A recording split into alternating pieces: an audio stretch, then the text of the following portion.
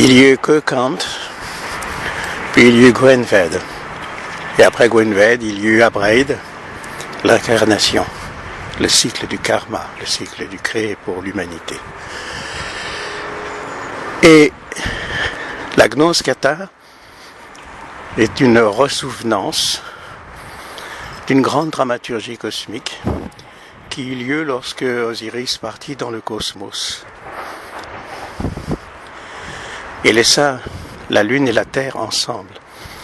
Le Soleil s'était éloigné, les pneumatiques s'étaient éloignés. Il restait les psychiques et les illiques. Or, la dramaturgie cathare était de revivre le monde des illiques. Et l'histoire du grand maître du Watar, fondateur du Watar, fondateur des rituels du Watar, était Jacques Lapersonne. Il était, à l'origine, quelqu'un qui travaillait pour les communistes, très jeune. Et le jour de son initiation à la Loge Les Hommes, il reçut comme un grand coup de maillet, le maillet du Logos, en plein plexus solaire. Et on peut dire qu'il a réveillé en lui la révélation. Quelque chose s'est passé qui a transmuté son âme. Épris de justice sociale, c'était précisément le rêve de la maçonnerie, mais aussi celui qu'il ne connaissait pas complètement, celui de la fraternité et de l'initiation. C'est ainsi qu'il fut adombré par des forces de plus en plus précises. Et lorsque je l'ai connu, il me raconta son périple cathare. Ayant moi-même été très longtemps en rapport avec ce monde, déjà d'une part par des karmas antérieurs, mais surtout dans cette vie, je compris par la suite que l'épisode qu'il avait revécu du drame de Marty avec Cathare et du camp des Crémas, où il avait situé précisément l'endroit où les buissons avaient brûlé, quand les cathares furent brûlés, sont revécus avec la loge les hommes et plusieurs frères qui avaient rencontré la libraire de l'Osiride. C'était une librairie située à Montségur. Et moi-même, j'avais entrevu à l'époque les rapports qui s'étaient institués entre ces francs-maçons et la personne qui dirigeait l'Osiride. Ce qu'on doit comprendre, c'est que lorsque de tels liens s'établissent entre une personne qui était extrêmement rayonnante, on sentait que la foi cathare l'habitait entièrement, qu'elle avait une forme de rayonnement extraordinaire. Et cette personne,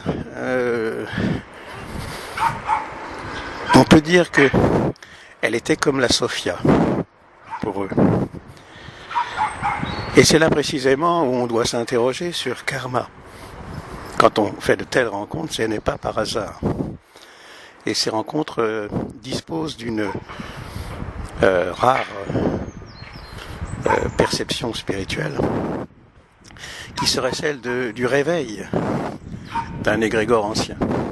Il est probable que Jacques et d'autres, dans le cycle cathare qu'ils avaient vécu, avaient revécu des événements comme en Palestine. Jean le Baptiste lui-même avait constitué des groupes de 28 disciples, et on peut dire que la 28e personne était une femme qui jouait le rôle de la Sophia, c'est-à-dire de la sagesse et des 32 niveaux de la Sophia. Tout cela n'est pas visible au départ. Karma ferme le robinet du souvenir et fait que Jacques avait en quelque sorte 3 personnalités en lui. Mais ça, les gens ne pouvaient pas le comprendre dans la loge parce que d'abord, ils ne s'intéressaient pas à karma.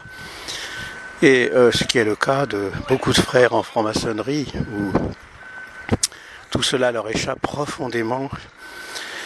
Et bien que la franc-maçonnerie soit une grande révélation universelle et qu'elle apporte à beaucoup d'hommes l'antique initiation qui a des millénaires et des millénaires, l'une des plus anciennes du monde, eh bien, malgré tout, toutes ces âmes qui sont là dans la franc-maçonnerie sont très inégales en révélation et en connaissance.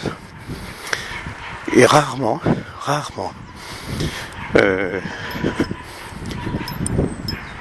elle s'intéresse à la théosophie ou à l'anthroposophie ou au karma ou que sais-je, ou à la Rose-Croix, à toutes ces institutions qui existent ailleurs. Souvent c'est pour les minorer, mais bon, nous ne sommes pas là pour faire le procès de la maçonnerie. D'ailleurs, la franc-maçonnerie est parfaite, seuls les francs-maçons sont imparfaits. Alors, Jacques a eu donc 3 personnalités. Lorsqu'il a écrit en étant totalement habité les rituels du Ouattar, et ceux de l'ordre des constructeurs que j'ai eu entre les mains, on ne peut pas écrire de tels documents si il n'y a pas un secours du monde spirituel, s'il n'y a pas des êtres derrière tout cela. Or, Jacques écrivait notamment les cours d'instruction du compagnonnage étaient parfaits. Non seulement ils étaient parfaits, mais en fait, ils donnaient une perception de ce monde profond. Alors, on peut dire que le terrain spirituel sur lequel il travaillait était en réalité aussi lié à des âmes qui voulaient se rédempter parce qu'elles avaient fait des fautes sur le plan spirituel. Et en dehors de Monseigneur Marty, Jacques pensait qu'il avait été Monseigneur Marty, et il ne comprenait d'ailleurs toujours pas cette dualité profonde de ce qui s'était passé dans le monde cathare. C'était encore pour lui trop douloureux, certainement, et il n'arrivait pas à situer la raison pour laquelle cela avait eu lieu. Enfin, l'autre force qui agissait à travers lui, à travers son mandat de franc-maçonnerie, cette âme qui, pour se racheter des erreurs qu'elle avait faites dans une autre vie, c'était Monsieur Frère du Roi. Ça paraît très étrange, n'est-ce pas? Mais c'est ainsi. C'est ainsi que je l'ai perçu sur le plan astral. Et cette âme-là, on peut dire, habitait Jacques, et cela se voyait quand on faisait des initiations, quand on faisait, lorsqu'il prenait la parole en loge, on voyait qu'il était totalement habité. Et cette âme qui finalement devait l'aider à avoir ce rayonnement particulier, se rédemptait en même temps en réparant les fautes qu'elles avaient faites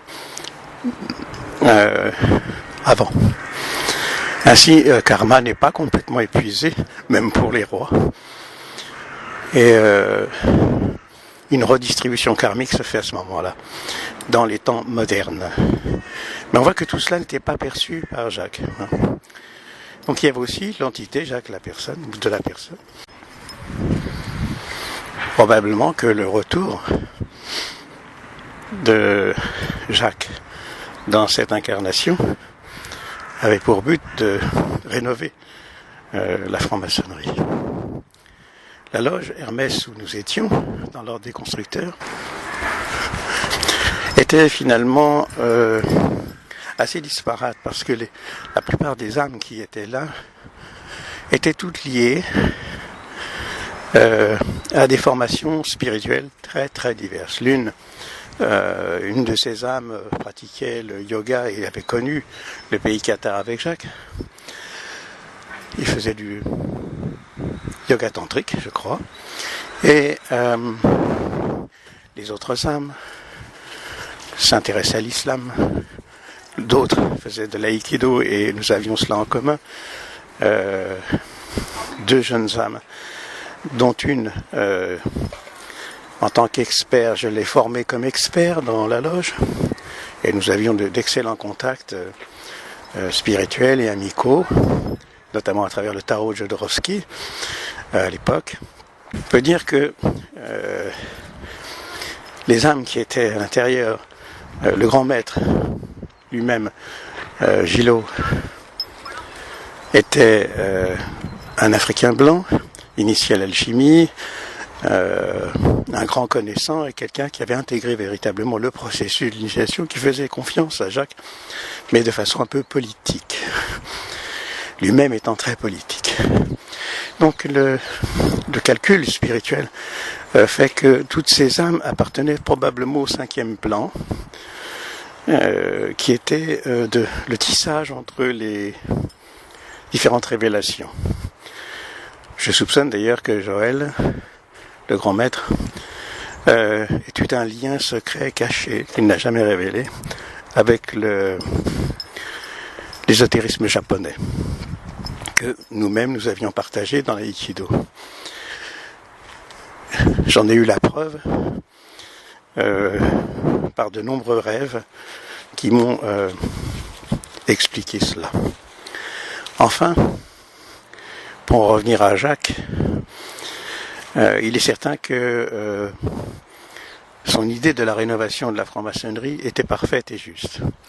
C'était un homme qui, sur le plan de la pédagogie, était vraiment excellent, qui avait un sens extraordinaire de l'humanité, qui savait modérer les âmes et qui savait en même temps, avec le sens de la formule qui lui était chère, donner confiance aux individus. Il ne les brisait pas, il les révélait. Alors, c'est très rare. Dans le processus initiatique, surtout en franc-maçonnerie, où on passe son temps à casser les autres, ou à briser les destins, ou à jalouser les forces de chacun. Tout cela, bon, que je ne puis partager personnellement, mais Jacques avait ce sens extraordinaire de la politique morale et intellectuelle, en même temps que de la politique initiatique. Il savait gouverner les hommes. Probablement qu'il était inspiré par le premier rayon. Il avait cette capacité extraordinaire d'être un grand conquérant. On m'a dit que il avait été ensuite jalousé, vilipendé par d'autres. C'est tout à fait possible. L'incongruité humaine est vaste et ne s'arrête pas au pied de votre porte. Je ne puis l'accepter d'ailleurs, je ne puis la tolérer. J'ai toujours cherché l'initiation et non pas le reflet du rayon, à savoir les intrigues, le pouvoir, ou être rattrapé par le monde du dessous, comme le sont la plupart des politiques lorsqu'ils se désincarnent. Et là, les intrigues, le pouvoir, tout cela fait que ça se passe au purgatoire, quoi. Et ça ne va pas plus loin. Les clipotes du monde sont lâchés. Il faut savoir que les clipotes du monde, le monde infernal,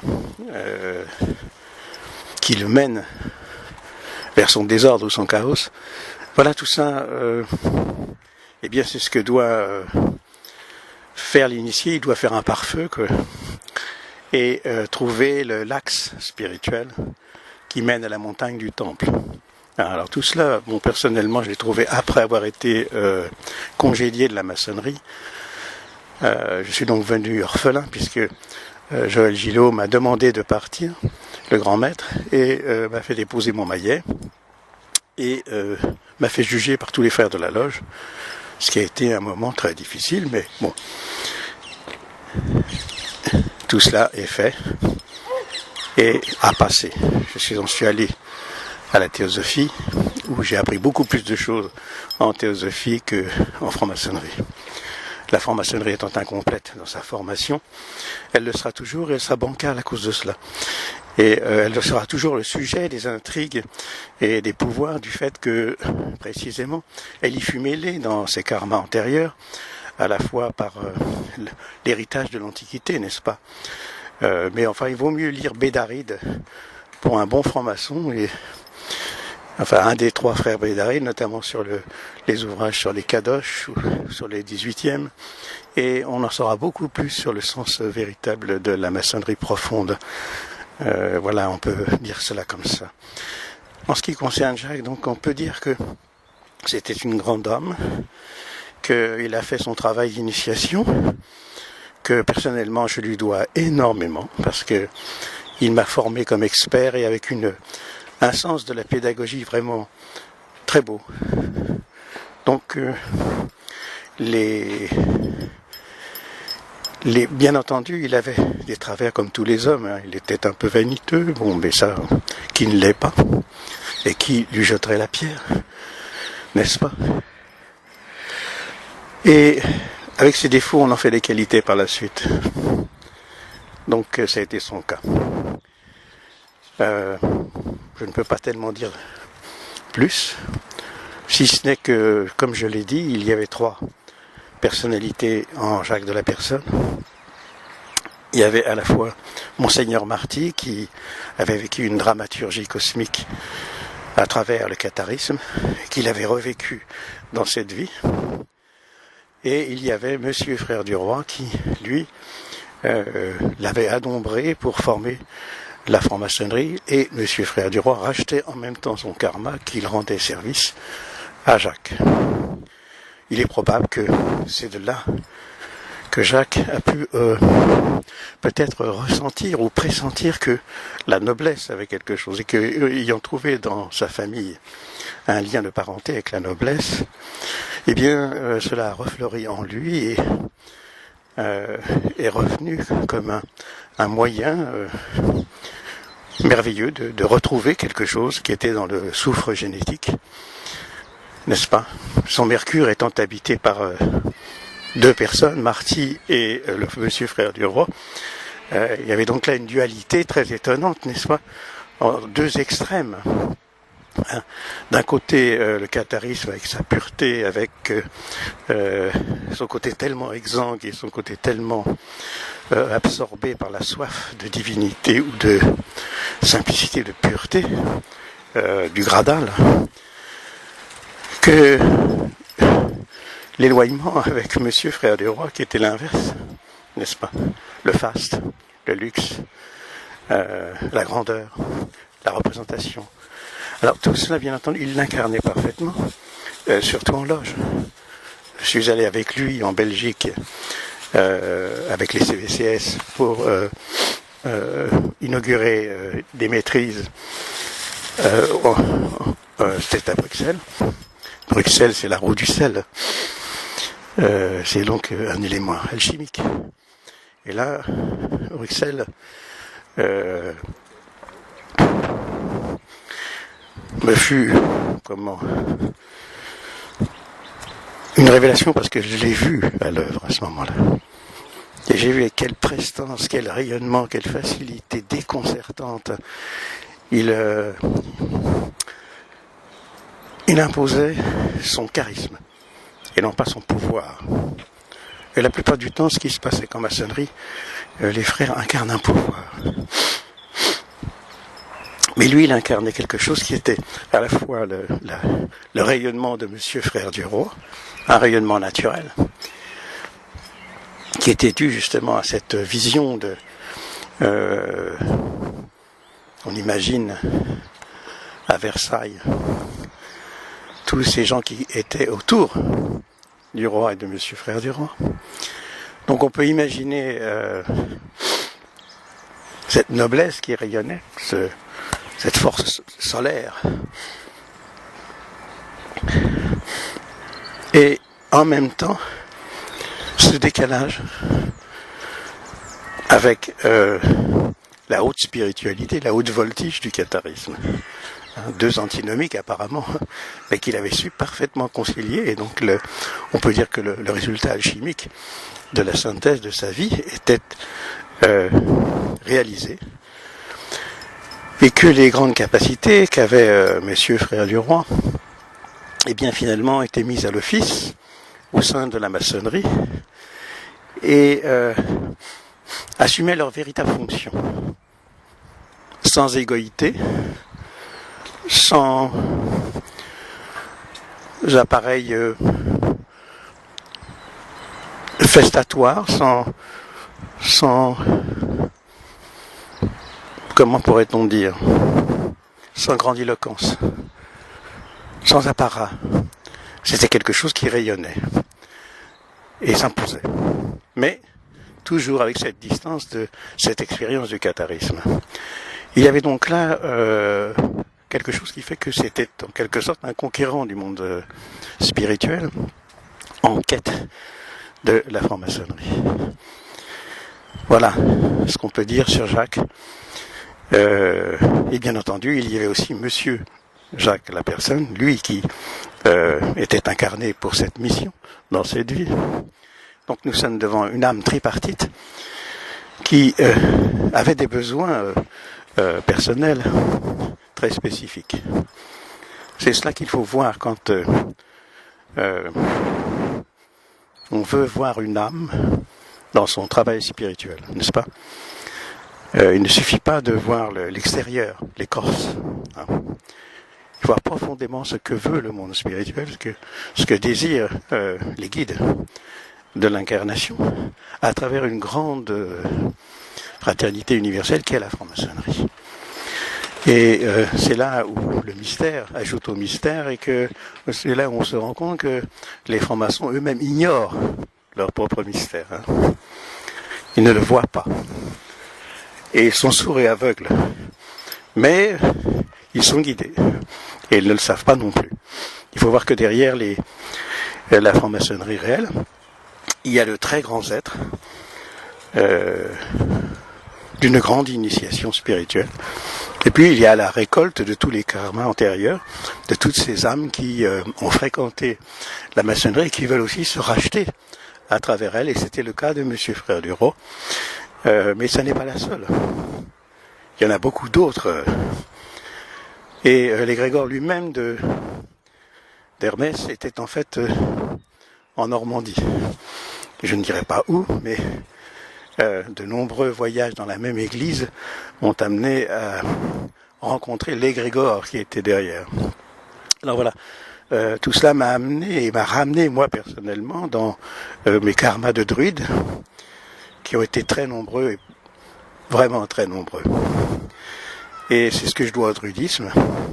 C'est pourquoi, quand j'ai appris qu'on voulait ternir la réputation de Jacques et que plusieurs l'avaient fait, qu'il avait reçu même peut-être des menaces, eh bien, lorsqu'on m'en a parlé, lorsque je l'ai entendu dire, je me suis dit qu'il fallait rétablir des vérités, comprendre ce qui était profondément cette âme, ce qu'elle avait apporté. Ce qui fut apporté par Jacques à la maçonnerie était énorme. Hein. Bon. Il a redonné ses lettres de noblesse. Voilà, en gros, le supposé karma. Bien entendu, on peut dire, mais ce druide qui raconte cette histoire, cet homme-là, d'une certaine manière, est complètement fou. Alors, bien entendu, la réponse qu'on peut faire à cela, c'est « n'est pas initié qui veut ».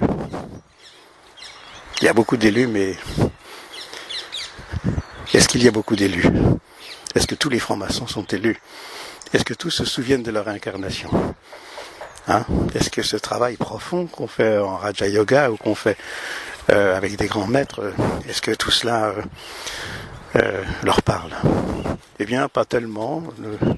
On se suffit avec du bien dire et du bien faire, ou de l'art oratoire en loge, et on confond politique et spiritualité, et on confond beaucoup de choses. La véritable initiation se fait par en haut. Ce sont nos maîtres et nos guides qui nous dirige sur des millénaires et des millénaires. Et on est en rapport avec des forces karmiques qui ont décidé, il y a peut-être 3000 ans, 5000 ans, 6000 ans, notre karma. Alors on peut dire aussi que un être comme le Mahachohan voit toutes les archives de la planète, passé, présent et futur, en un clin d'œil. En un clin d'œil. C'est inconcevable pour un maçon ordinaire. Enfin, allons doucement, nous sommes pressés. De vie en vie, tôt ou tard, ce frère, cette sœur, comprendra et assumera son erreur ou ses erreurs. Chacun a rendez-vous avec soi. Druvid Garanos, j'ai dit.